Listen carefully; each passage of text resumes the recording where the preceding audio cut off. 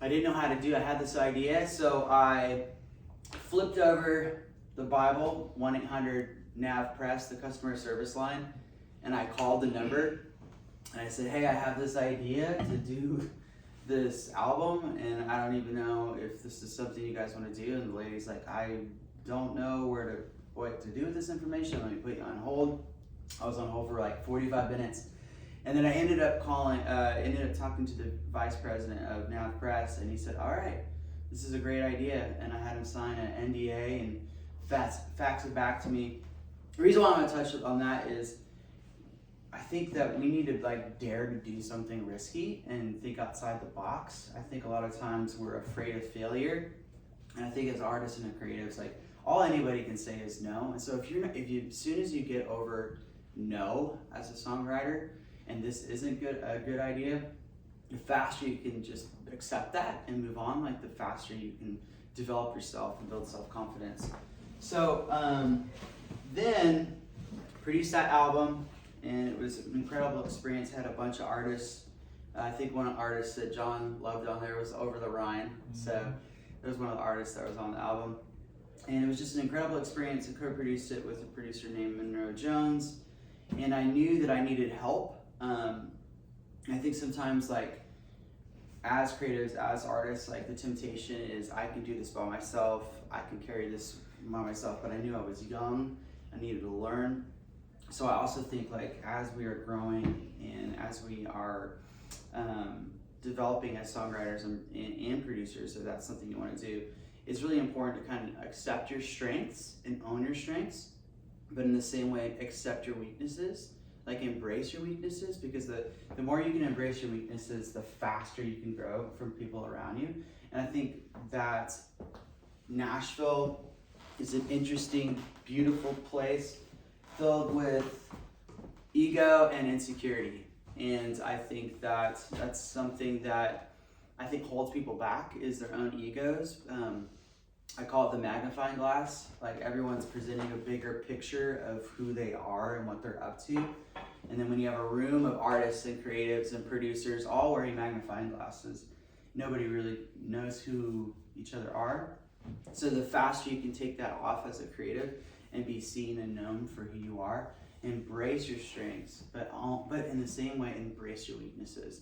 It will make you a better artist and creative. So I knew I wanted to develop more as a producer, and I had this idea, if I could find a band and develop them, it would show that I'm more than just a co-producer, that I could do this on my own. I was taking baby steps. I think that's important. A lot of times as creatives, we want to get from A to Z. We want a hit song right away. We want a record deal right away, but we have to understand it. Success is not a straight path. It's full of circles and mistakes and walls that we hit as creatives, and that's okay. It's it's the obstacles that make us stronger. So I found a little band. I played a show in West Palm Beach, Florida, and they played before me, which was kind of funny because they were a full band and I showed up with my acoustic guitar. And I listened to them. I thought, oh my gosh, if they had better songs, better production, I think this band could do some amazing things. The lead singer had this kind of star quality. He was such an incredible communicator. So I developed this band called 10th Avenue North, and found them and developed them, and it took about, a year and a half of for the first, I'd say 3-6 months is getting their trust, letting them inside their process creatively, and the next 6 to 9 months was really focusing on songwriting, production. We did showcases all around town. We got passed up by a lot of labels, and so that was really defeating for me, because I've invested at that point a year and a half of my life in this band. Labels all right, Philip, we just don't really think they have what it takes, and the songs are good, but they're not great. And at that point, there's always going to be art is so subjective, and you have to accept that. If I had a painting on the wall, if I showed it to you, what's your name? Paige. Paige, if I showed it to Paige and she's like, this is so beautiful, I love it. It moves me. It inspires me. I'd love to get a copy of it, but if I showed it to Luke, he might look at it and be like, I don't get it, and walk away. And I think that we have to accept that with art, that it's very subjective. Like, if we don't accept that, then we're not going to be confident in who we are. So I think there's a balance of owning who you are, and sometimes there's going to be negative criticism, and you're going to get doors shut, and you just have to accept it. No's will happen in this industry. Failure will occur, and so I kept pursuing the band. They ended up getting a label deal after convincing the label to take a risk, and we ended up, I won Song of the Year that year, and the album went gold, which is fantastic. So I had that underneath my belt, proved myself as a producer and songwriter. But then I felt like over time, I was mainly in the Christian space, writing for CCM and worship, working with a bunch of big artists. But I felt like I wanted to stretch myself creatively and begin to develop myself as an artist, get outside the box of just Christian music. So that was a whole journey of like building up that that self-confidence and like, okay, how do I do this? So a lot of times as creatives, I meet songwriters and producers around your guys' age. Like the first question is like, well, how did you what did you do to break the mold? What did you do to prove yourself? Specifically like for writing for film, TV and film and sync. And my biggest advice is take your top 10 songs and send it to 10 people. It could be iPhone recordings. It could be something simple on GarageBand. Send it to 10 people that you trust and say, hey, will you rate this from 1 to 10, what your favorite song is? And then get all that feedback, pay attention to that feedback, take your top 3 songs and produce them out for yourself and use that as your business card. So when you're around town in Nashville, when you're meeting other students that you want to collaborate with, when you're at singer-songwriter nights, you can be like, hey, here's my 3 songs. I'd love to work with you. I think a lot of times I use the analogy of a painter. If I was needing to paint my house and if somebody overheard that, they'd be like, hey, I paint houses. They'd walk in confidence, hand me their card. I might call them, I might not. I might look them up online, look at reviews. I think sometimes we have to be bold as creatives and take that risk to kind of share our music, whether people are gonna like it or not. Be bold, throw it out there. What I did, and I think this is a cool point because I knew I wanted to break the mold. I wanted to get in TV and film. So I contacted my publisher and I said, what are the top 10 themes right now of sync requests? What are the top 10 themes that you're getting monthly on a regular basis for TV and film? So they wrote out their top 10 themes. And so I looked at those top 10 themes. I say, how do I write a personal record, but using all of these as references? So I wrote 10 songs based upon those themes. And I think this is a cool example of combining like business savvy with personal experience. I think that we can write a great song based upon what's working with other listeners, what's working with other consumers, what's working for TV and film and sync, but we can insert our own personal story. If we don't insert our own personal story and we're just copying and pasting, no one's going to resonate with it. And so you have to take the risk to be vulnerable with yourself and with others. And I did that, and it was so rad. I landed commercials with McDonald's and Volkswagen and Dignity Health and Apple when they launched iPhone, and I was seeing success. I was like, okay, this method works, and it gave me confidence to get outside of Christian music and focus mainly on TV and film and sync. So I did that for a long time, and it was an incredible, and I still do it for a stream of revenue for myself and my family. And is there anyone that wants to write for sync, TV and film in this space? Cool, that's great. So I would say the biggest role for TV and film, if you want to write for sync and TV and film, is it's the opposite of country music. It's like the less specifics you can have in a song, the better it could fit underneath film. So think theme. You know, if it's a, like in country music, let's say you're writing a song about sadness, you know, the more descriptive you can be is like, okay, she picked up a coffee cup and I still see, you know, her lipstick stain on it, and I miss her every day. It's too descriptive for TV and film. Say something like, when you walked away, I still feel your shadows in the hall. You know, it's thinking very thematically without any specifics. It's actually harder than it sounds, because they want a song that moves people, but without any descriptives that can take away from the scene. So I spent a lot of time focusing on that.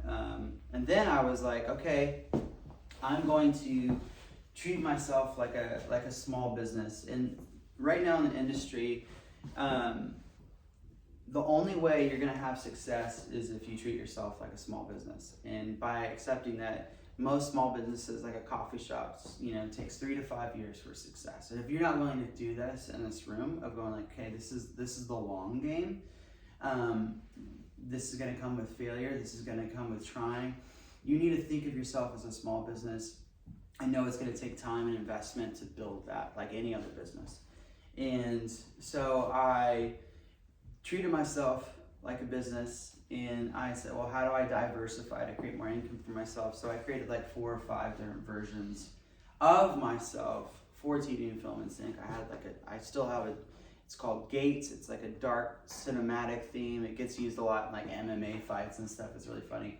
And then I created another rock band called The Rival. That's like energy, high commercial stuff. And then I have a band called Inland Sky. That's really folky, singer-songwriter. And then I released music for myself for Philip LaRue. I have all those projects that have existed now for, 15 years that continue to get different syncs in different marketplaces. But then I thought, well, I'm in Nashville. I've done Christian music. I like Christian music, but I really love TV and film. I wonder if I could write country.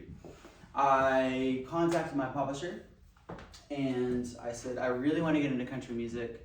I feel like I could maybe do it. And they said, you know what, we just don't think you can do it. Like, we appreciate what you're doing. You're a TV and film guy.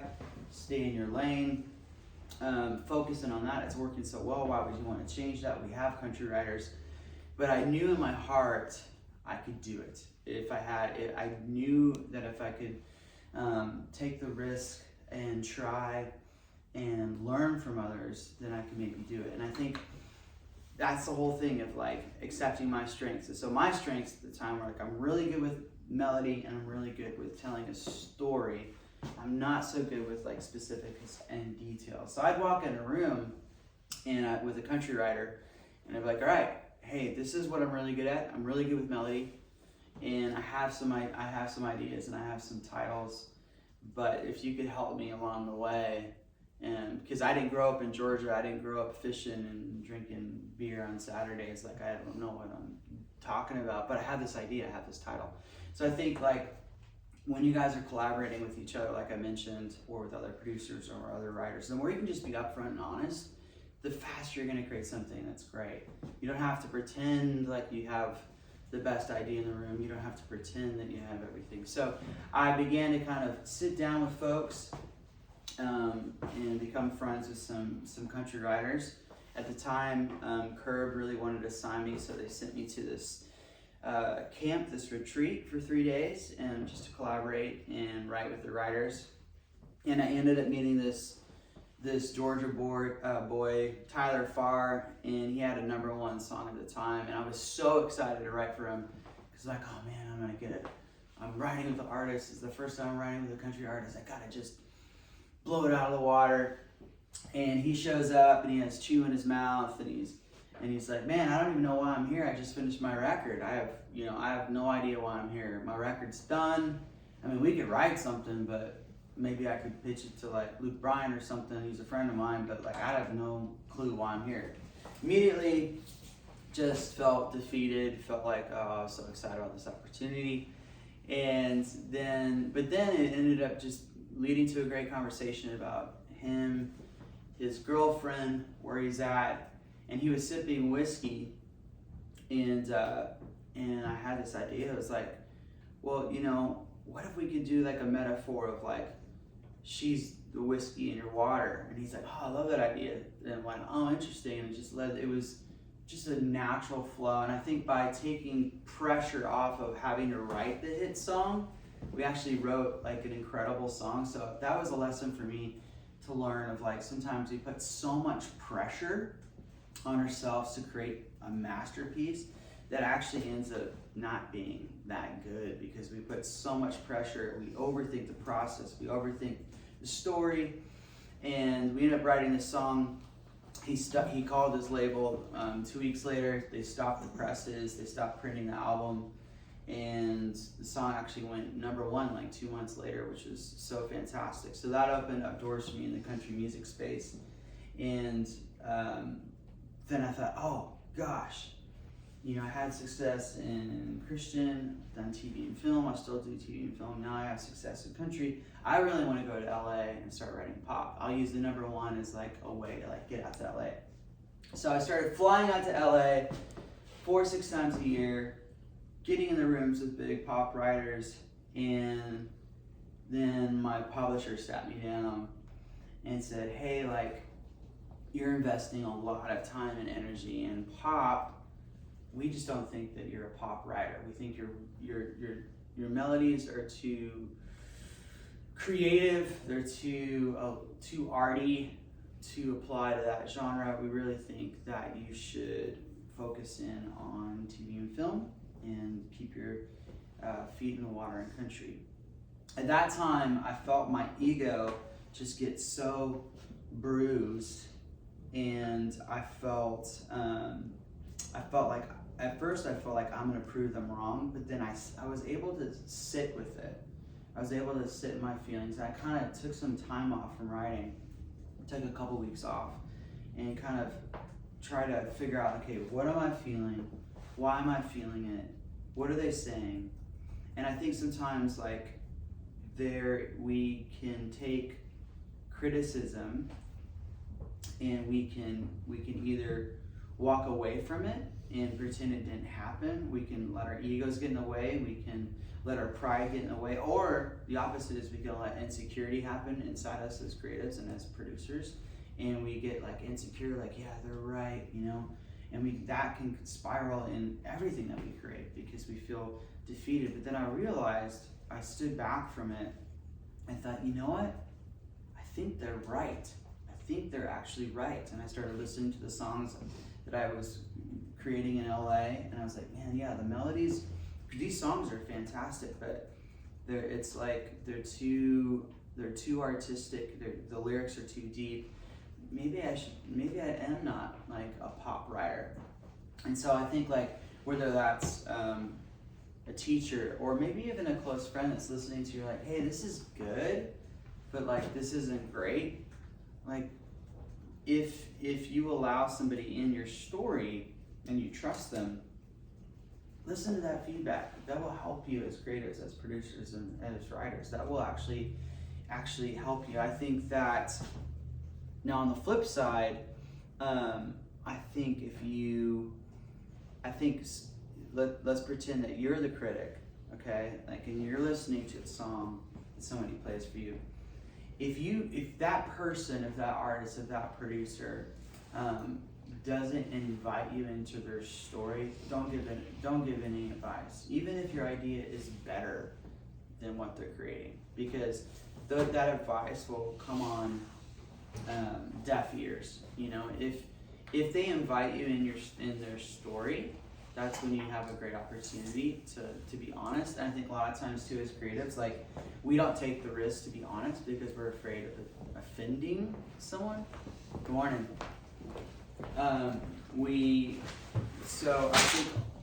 think it's really important, if somebody invites you in, you're completely honest with them, and we don't hold back. And I think as creatives and as producers and as writers, sometimes what we hold, we feel like it's so precious that we're afraid to give critique, and we're afraid to receive critique, if that makes sense. Have you guys ever been in a position where you have overstepped? I know I have, with giving opinions to other people, like without them actually inviting you into that story.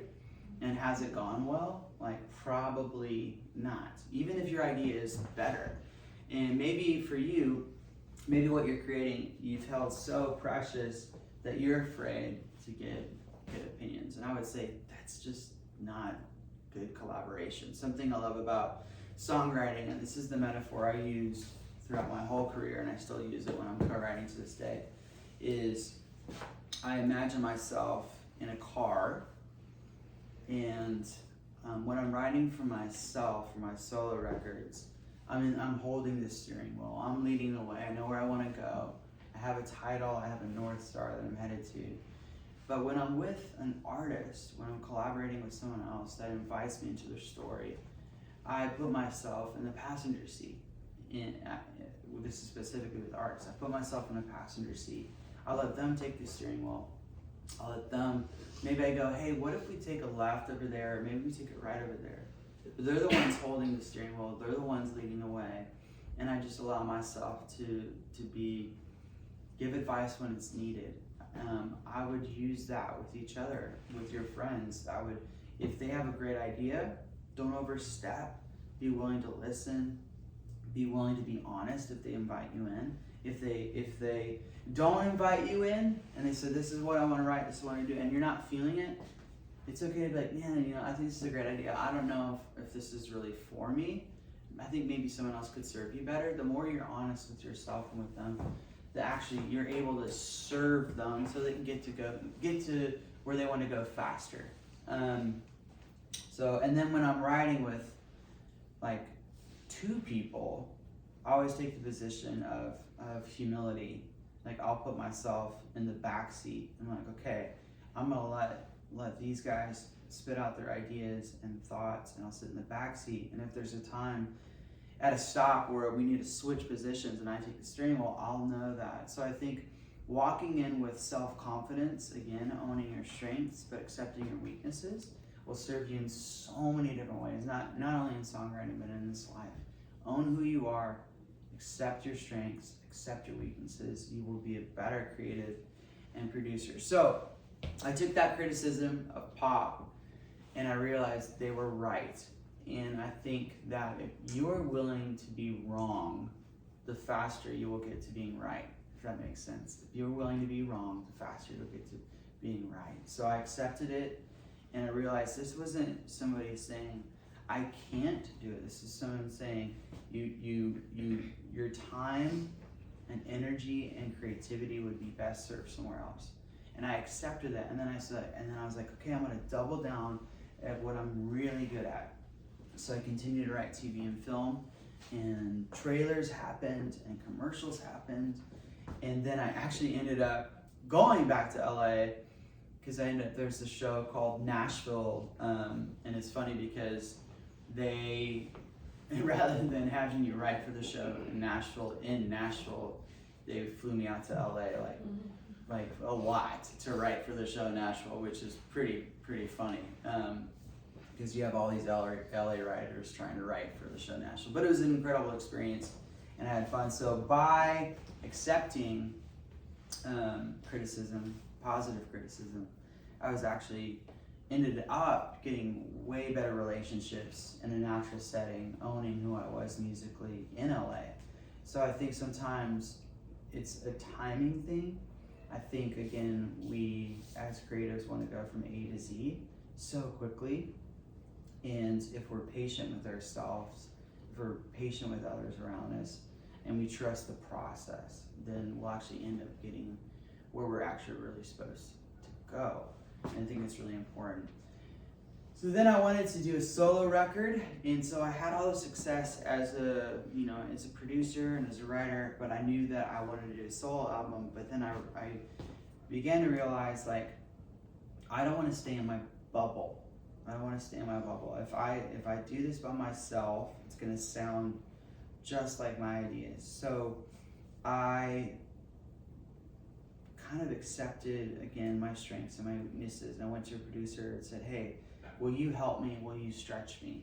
I need your help to get me out of my head and into my heart. Will you take me on that journey?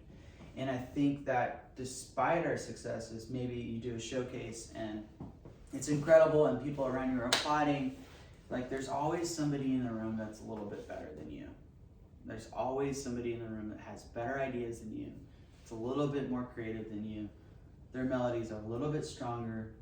If you don't accept that there's somebody then you're not going to get anywhere. If you think you're the top dog, if you will, if you think that no, I'm crushing it in class, I'm crushing it in showcases, my songs continue to be the ones featured.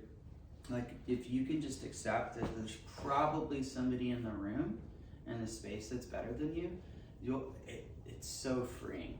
It's so freeing to let the ego die. Like, the quicker you can, as creatives, let your ego die, but also own your self-confidence, the faster you'll succeed in this town. Because people can smell through ego, they can smell through pride.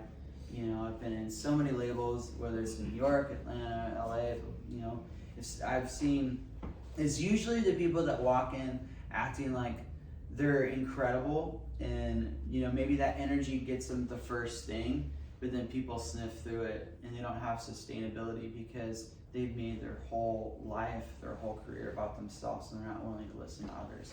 Whether that's in the vocal booth and somebody says, hey, you know, this isn't going right, you know, you need to slow down, you need to work on your cadence and breathing.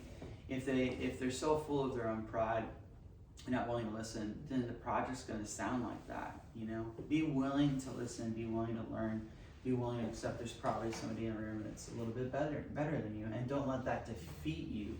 Let that build you up. Partner with those people. Go see who they are and see their strengths and be like, hey, you're so good at this. I think I could grow from this. Will you help me? I think that's really, really key. And so when I let go and I had someone else produce me, there was so many times, you know, he's like, hey, I just don't really feel like that melody's hitting. I think we should take it here. And then my ego wants to step in and be like, hey man, like I know what I'm doing. Like, I've had success, but when I was willing to let go of the reins and trust them, then it ended up being so much better for the project and so much better for me as a solo artist. So even when you're having success, even when you guys are crushing it, being willing to listen, to change, to trust the process, it's awesome. You know, sometimes I'm in co-write rooms, especially with producers, you know, you walk in, they already have a track that's going, and I'm like, man, I'm not really feeling it, but they're so passionate about it. A lot of times, 9 out of 10 times, if I sit with that producer, sit with the track, attempt to top line, attempt to co-write with them, and if a lot of times they appreciate the value of you leaning in, and they're like, well, I don't know, what do you think about it? And again, you wait for the invitation. I'm like, man, I don't really feel like I'm connected with the track. Like, oh, that's fine, let's go over here. But I'm not overstepping, I'm not going, hey, like, I'm not really feeling this track, let's move on to something else. Allow yourself to move into it and to grow. You know, I think that as songwriters, a metaphor that I use is like, we have this incredible gift to take a river of emotion and help somebody sip it through a straw in 3.5 minutes. And it's a gift and it's an honor. And there's people all around us that are feeling something, but they don't have the words or they know how to feel about it. So sometimes to do that is a process. You have to be willing to sit in your own feelings, to sit in others' feelings. And a lot of songwriting, as you guys probably know, is conversation. You know, the first like 30, 45 minutes of a co-write is just getting to know each other. If you kind of come in, all right, this is what I want to do, this is where I want to go, it doesn't allow conversation, which doesn't allow connection. So the more you can be vulnerable, like the risk of vulnerability as a songwriter and the risk that you take as a songwriter is the value of that will be the takeaway for the other collaborator and for the listener. Like, the more you can risk to be real with yourself and with that person, and have each other, invite each other into those spaces. And so that was really tricky for me to let go and take that criticism from a producer after I had some success. And he's like, man, I'm not feeling it. I'm not feeling it. And I had to be like, all right,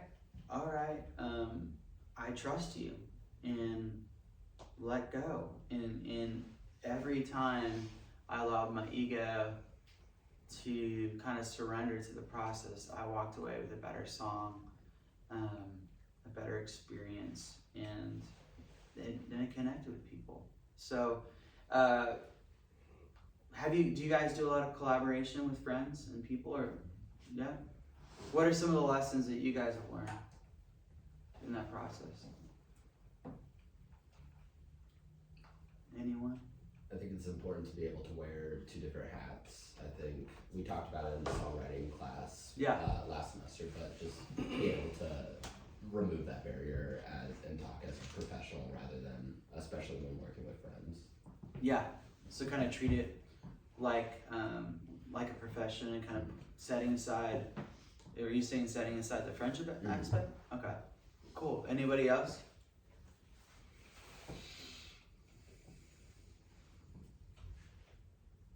I think it kind of goes off of something you said earlier, that we can want to go from A to Z in an instant, but I think specifically in like a co-writing setting, the most exciting songs I've written with people have been situations where we all kind of trusted that we didn't know how it was going to end up, and we were just going to follow it together and kind of build it together. Because sometimes you can go into that and you have an idea or someone else has an idea and like it feels really rigid, and correct, and suddenly that kind of destroys the creativity of it. But it's exciting when it's just about talking and kind of finding something together. Yeah, I think what's cool is if you can kind of create that conversation in that safe place to connect with each other. I do think it's important to kind of have like a North Star, whether that's a title or a theme. But like you said, like if it's like, well, let's just like be willing to fumble to get there, you know. And I think if you can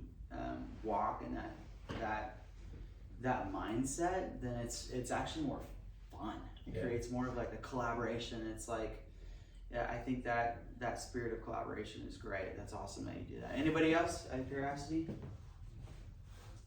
Nope. It might be worth pointing out, because we didn't do like introductions at the beginning, but there's a few people in here that are songwriter artists, and that's part of their path that they're going to pursue for sure. And there's a good number that are more oriented towards business, like the people that were your publisher or your manager or the A&R or music supervisors. Great. So I could speak into that too. Yeah, I think like what are some of the ways that people did that well for you, and what are some ways well, that they were like shutting you down? I actually started my own publishing company. I started a joint venture with Concord Music in 2016, and I wanted to learn. I wanted to take the good from my publisher, and then I wanted to learn from the bad and develop a company where I was highly focusing on development.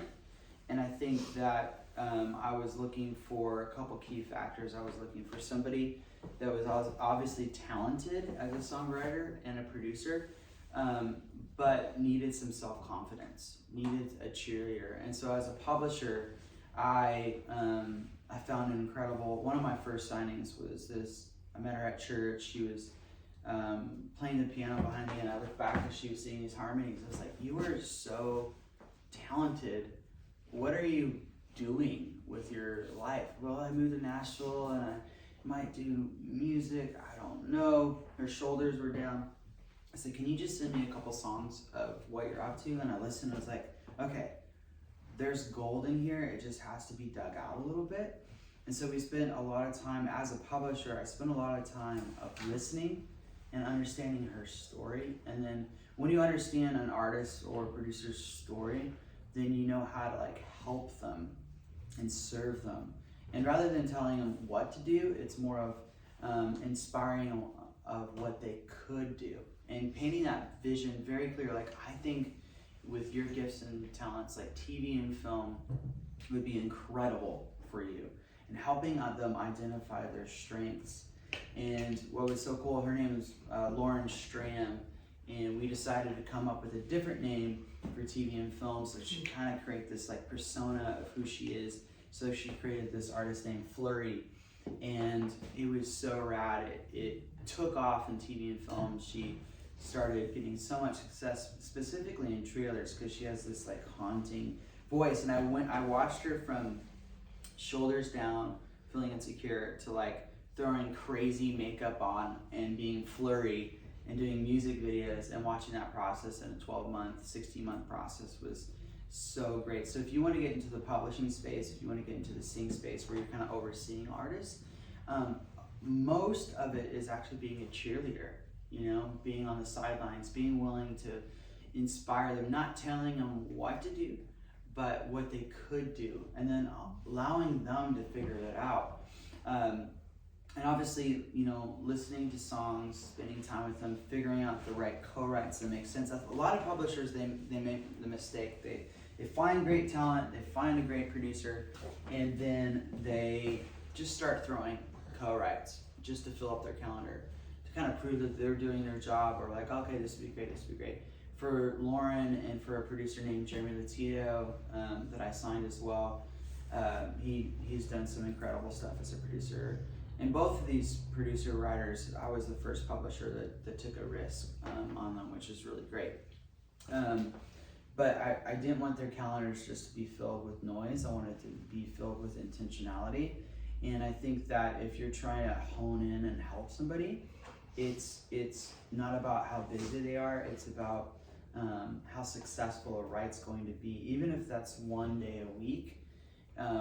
But you know it's going to turn into a relationship. I think you focus on relationship first, transaction second. And so if you can always keep that in mind, like whether you're in songwriter or you're a producer, or if you're in a role of being an exec or a publisher, yes, keep transaction in your mind, but focus on relationship. Focus on these two people would really connect with each other. And this could turn out to something great. If you could focus in and hone on that, then great things will happen. Maybe not the day of, but after that, they'll connect and they'll want to continue to write. They'll want to continue to bring in their friends because, I'm working with this great producer.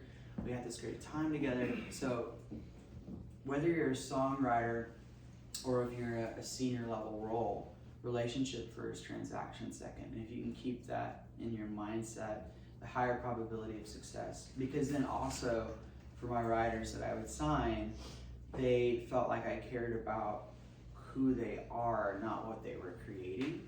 And if you can make people feel that way, you'll have success in whatever role you do in publishing, or if you're in TV and film, or if you want to get even like in admin. Like the more you can help people realize I care about you, not what you're creating, it just creates an environment of success for all parties involved. Is there anything else you want to touch on that, John?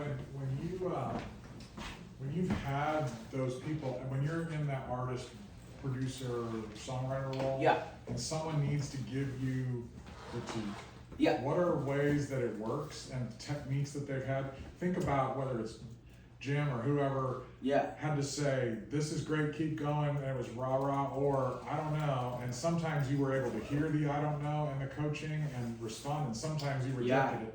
Talk about what can we learn about our critiquing skills when we are the critic that will help our critiques be received most productively. Yeah, I think that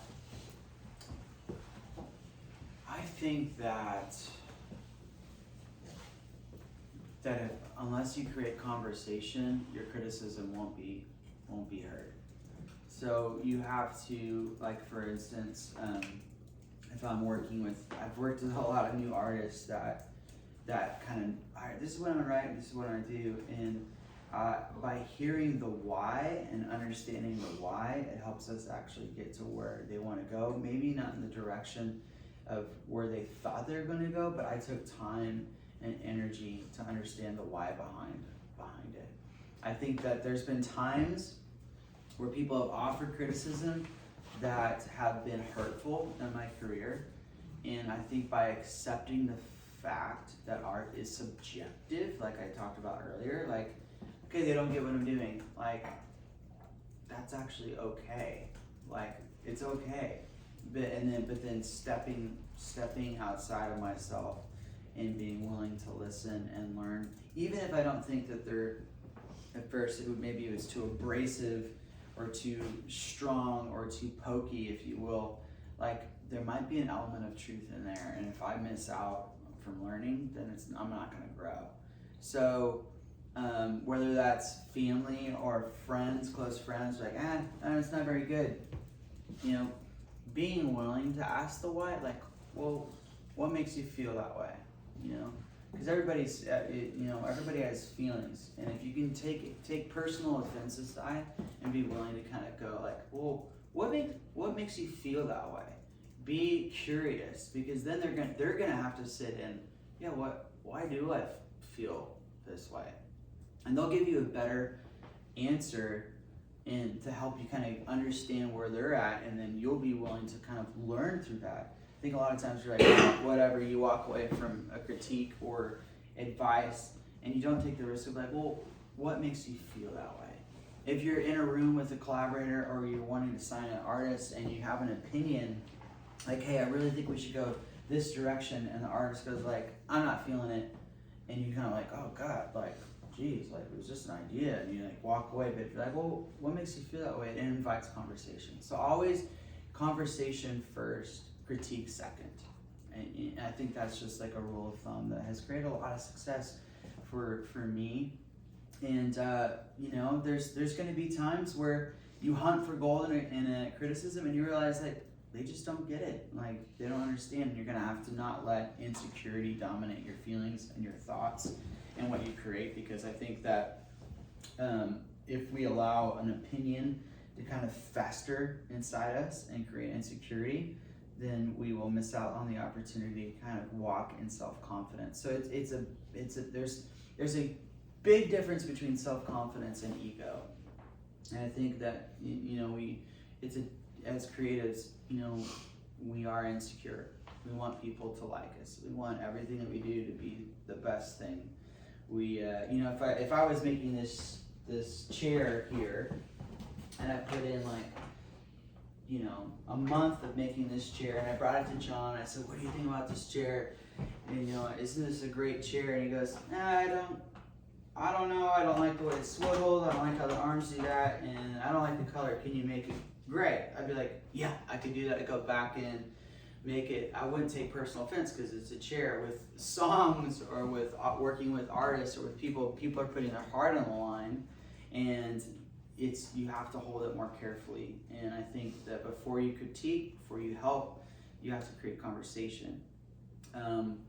So I think there's been moments in my career where people have been right and people have been wrong, but I've been able to allow my ego to die and to try to attempt to learn from it. I made mistakes along the way. So does that help kind of answer some of that? How I'm actively applying to this is owning that when I'm creating for myself, even though I produced a whole album by myself because I needed to, and that was daunting. It took like 3 months of my life to do everything myself. It was super fun, really hard.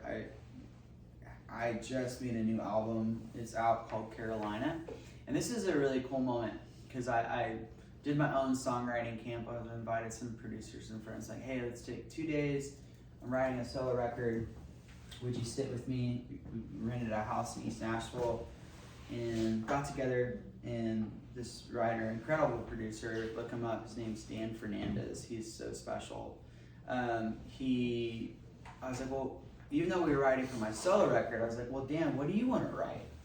He's like, I want to write a song about a prostitute. And I was like, oh, okay.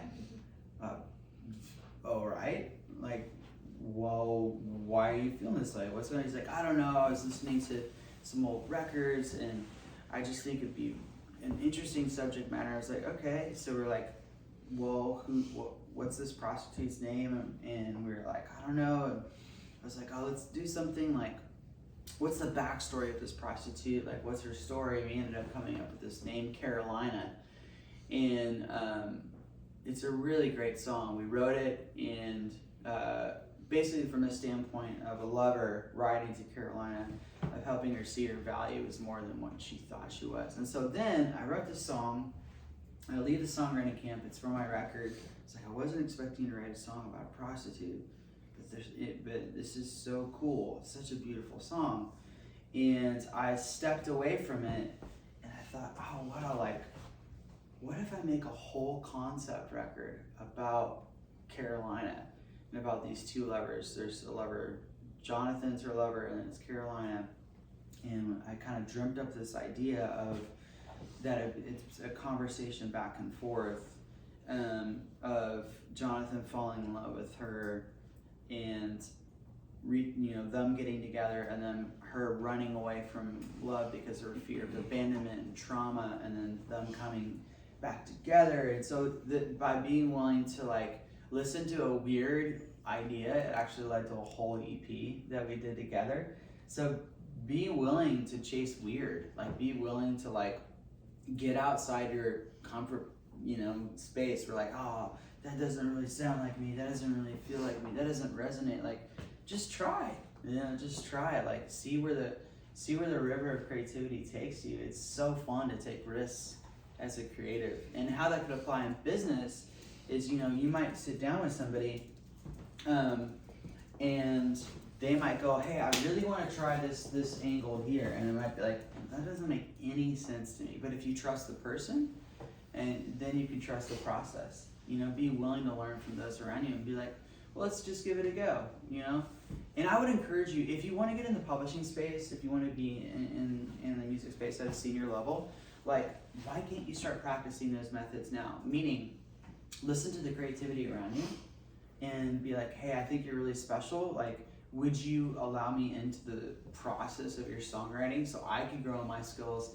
as a critic myself, and that you could grow as a songwriter? Like, practice now so you can get good at what you're doing, so your opinions will matter later on. Maybe you guys have a friend that's incredible as an artist and you're like, well, someday I want to be a publisher. Well, why not practice those things now? Help somebody now get better.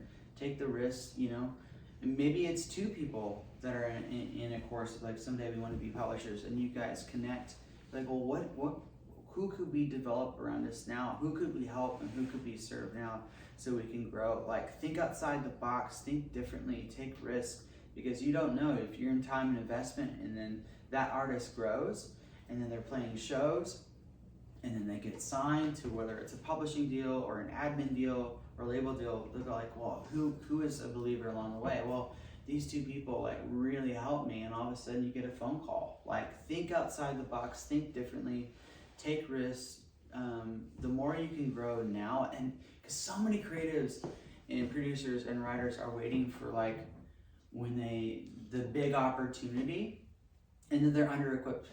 They get the job and then they kind of fizzle out because they haven't been practicing, they haven't been playing with the tools in their tool belt when they should have been for a long time. So like, collaborate, work, try things now. Like, treat it like Play-Doh and don't be afraid of it succeeding or failing. Like, just get in there and start moving and trying, Let's see what else. There's a couple other points. Let's see.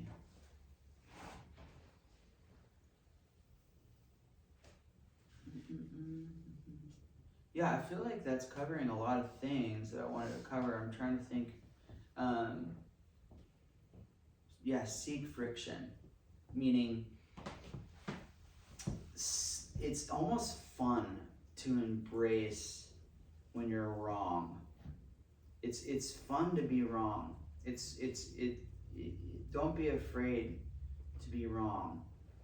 I think that, again, if we hold our ideas and our creativity too precious, we'll miss out the idea of it being something really, really special. Don't be afraid to be wrong.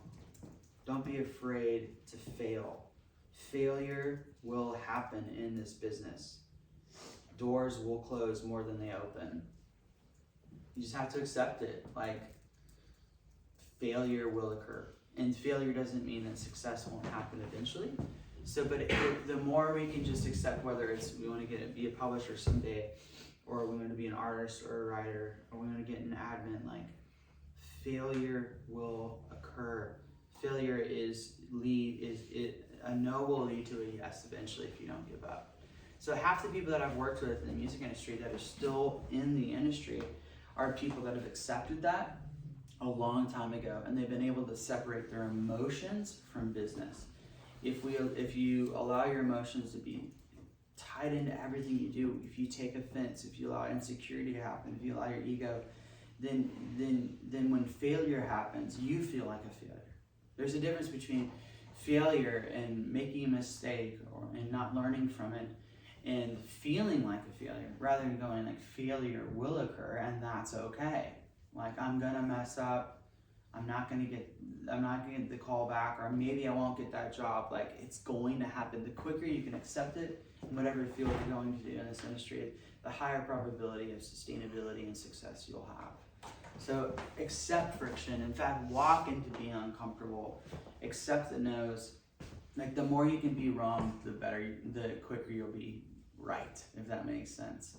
I was just thinking, Luke is studying, studying political science, but working with the basketball team and wants to be a coach. Yeah. And I've been thinking a lot over the break, and then we were chatting a little bit the other day because he got here early, but athletes don't treat criticism the way artists do. That's correct. Athletes like seek it out, right? I mean, it's like, so when you're going to be a coach, like, can you see a parallel or a contrast to how a successful athlete would look at critique from a coach that they trust, and then the idea that they know that a certain percentage of the time they put the ball up, it's not going to go in the hoop. That's not, they don't, when they miss, get defeated and depressed and full of angst. They just stay playing. Like how do you think about the comparison between sports and music, or just what you've heard about this? Because you're coming at it from a totally different perspective. Yeah, I mean, there's different aspects of basketball that you're critiquing, obviously, as a coach, and some of those things are connected and some aren't. I mean, at a basic level, just like effort, if you're coaching that, you can be about as blunt as you possibly want to be. Like that's when you really start seeing people get like emotional, yelling, those types of coaching outbursts. But like when it comes to like, I don't know, shooting or things like that, you still have to like be careful and sort of not mute yourself, but phrase it, word it in a way that doesn't like shake the player's confidence, because it's probably the worst thing you can do as a coach is like affect your players' thought process as they're getting into their shot. Yeah, like the shooting percentages, there's no like objective study you can do on it, but those things are just destroyed when you kill a player's confidence. Yeah. If they think even half a second about it, it's probably not going to go in. So you have to really, the big sort of thing today is like shot selection. Like, should you shoot this shot or should you not? So it's hard to tell a player like, don't shoot this without telling him you're not a good shooter. Yeah. So I don't know. If you're, I don't know what it's like to be an artist. I don't know what it's like to be an A&R, but I do think that there's a little bit of overlap in that sort of critique of finding a way to deliver a phrase or an idea in a way that doesn't shake their confidence or their self-belief. Because it seemed kind of like what 100%. what they were telling Philip wasn't that he wasn't a good shooter when he was trying to do pop. It was don't bother with this shot. Get a more high percentage likelihood shot, because you might end up actually out here addicted to taking these 3-point shots from the half court line because it's so sexy, and you're going to lose the game. Like you're going to get frustrated, and you're not doing what you're called to do. And it seems like, because with your chair analogy, we're so much more emotionally attached to songs and art than we think somebody might be to sports or to a chair. My son, the woodworker, he's very emotionally connected to the stuff that he's making with his hands. And I guarantee you watch the players, they're very emotionally connected to the effort that they're putting out there, but we just get precious about it.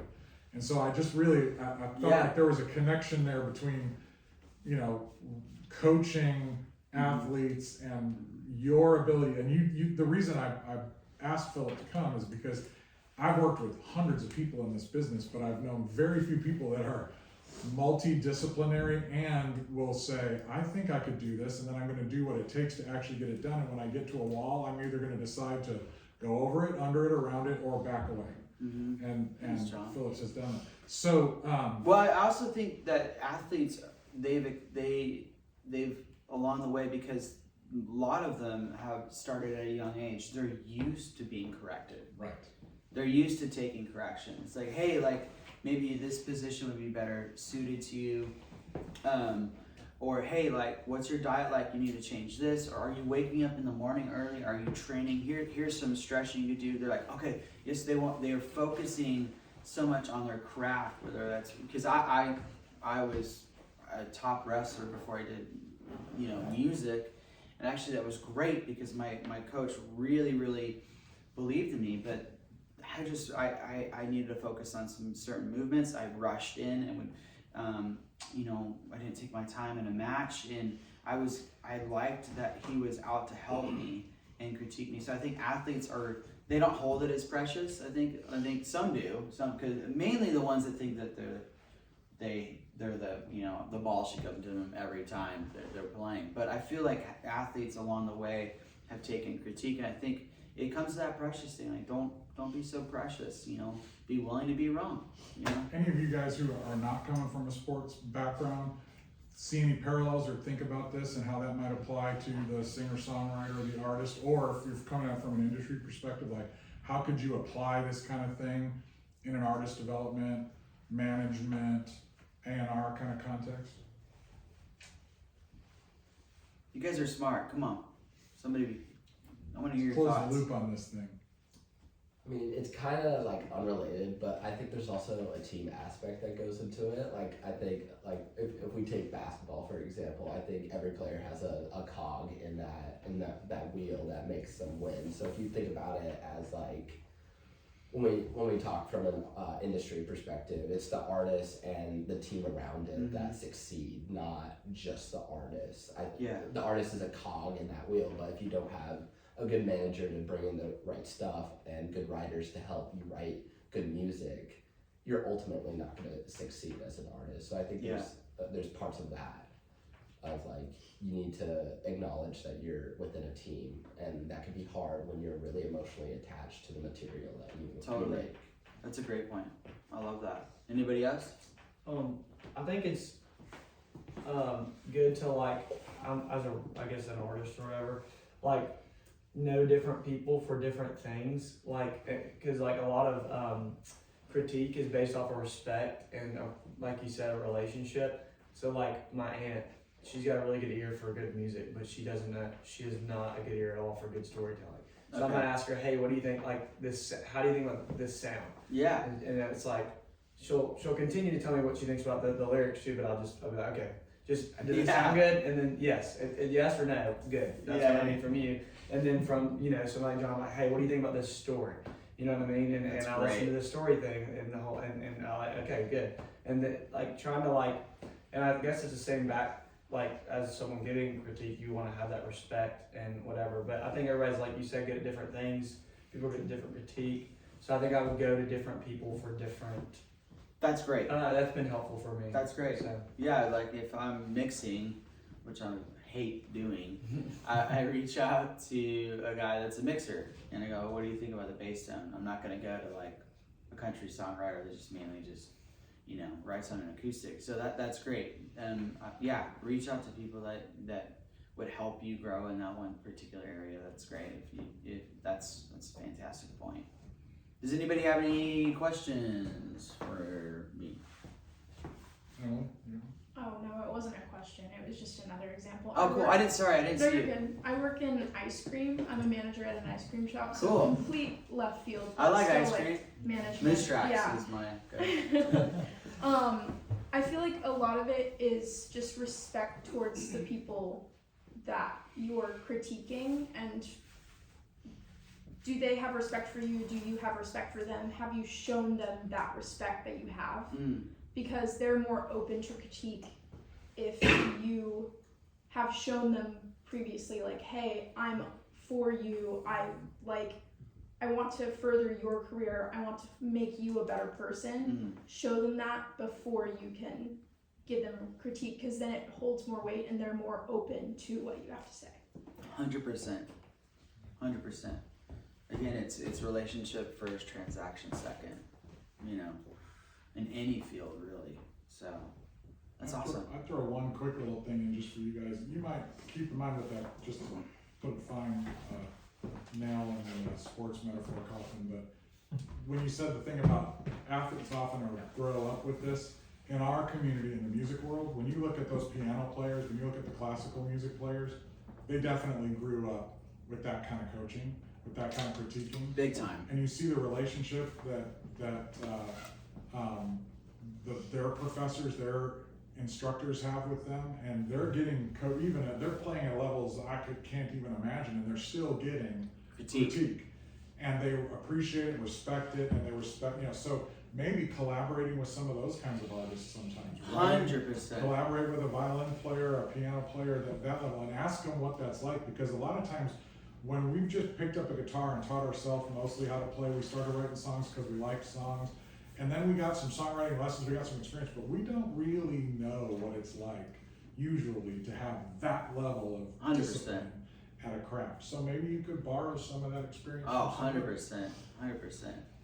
Yeah, I actually worked with, I did a record called 88 Keys, and I wanted to work with a pianist, and he does all the he did all the string arrangements for U2's last record and for One Republic's. He's a brilliant mind, and the way that he processed working together was so stretching for me, because he treated it more almost, like he was composing and everything was more mathematical than emotional, and I learned so much, and he stretched me in so many different ways. So it's fun to be around people that stretch you and take you, and I would say like classically trained musicians don't hold it as close, they're not as precious with the journey, Any questions? Thoughts? You still write country? Yeah. So country. I'm guessing that's where you want to go. Yeah, kind of ish. Cool. I think that's what it is. Do you do your own artist stuff, or you just want to Yes, direct? yes, sir. Me and my sister have a band. Awesome. So, yeah, we're doing the thing. That's Trying to- great, man. I trying love to it. Write some songs. So. I love it, man. Yeah. Congrats.